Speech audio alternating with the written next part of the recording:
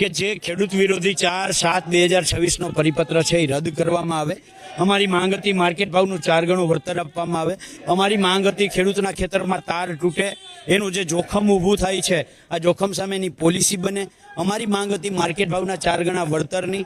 નમસ્કાર મિત્રો, આપ સૌનું હાર્દિક સ્વાગત છે વાયરલ વંટોળમાં। મિત્રો, રાજકોટથી મહત્વના સમાચાર સામે આવી રહ્યા છે। ગુજરાત કિસાન કોંગ્રેસ અને ગુજરાત કિસાન સંઘ સમિતિ દ્વારા ખાનગી વીજ કંપનીઓ સામે અને ખેડૂતોના પ્રશ્નોને લઈને કલેક્ટરને રજૂઆત કરવામાં આવી હતી। સ્પષ્ટ માંગ છે કે જે ખેડૂત વિરોધી 4/7/2026 નો પરિપત્ર છે એ રદ કરવામાં આવે। અમારી માંગ હતી માર્કેટ ભાવનું 4 ગણું વળતર આપવામાં આવે। અમારી માંગ હતી ખેડૂતના ખેતરમાં તાર તૂટે એનું જે જોખમ ઊભું થાય છે આ જોખમ સામેની પોલિસી બને।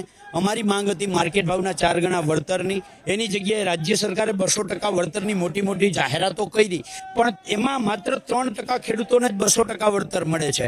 બાકીના 97% ખેડૂતો એવા છે કે જેને માત્ર 30% વળતર મળે છે। રાજ્ય સરકારે જે વેલ્યુઅર નક્કી કરી અને લિસ્ટ જાહેર કર્યું છે આ તમામ વેલ્યુઅરો બિનખેતી જમીનની વેલ્યુ નક્કી કરનારા છે, ખેતીની જમીનની નહીં।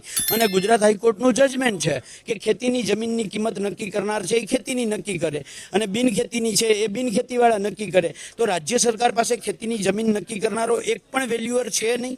જો સરકારે જ અમને લિસ્ટમાં એક પણ ખેતીની જમીન નક્કી કરનારો વેલ્યુઅર આપ્યો ના હોય તો અમારે કેવી રીતે એ વેલ્યુઅર સરકારને આપવો? એટલે આ અનેક બાબતો આવી છે જેને લઈ અને અત્યારે અમે રાજ્ય સરકારના મુખ્યમંત્રીને ઉદ્દેશીને કાગળ લખ્યો છે। એ આ પરિપત્ર રદ કરવાની માંગ સાથેનો કાગળ અમે અત્યારે રાજકોટ કલેક્ટરના માધ્યમથી મુખ્યમંત્રીશ્રીને આપવા જઈએ છીએ।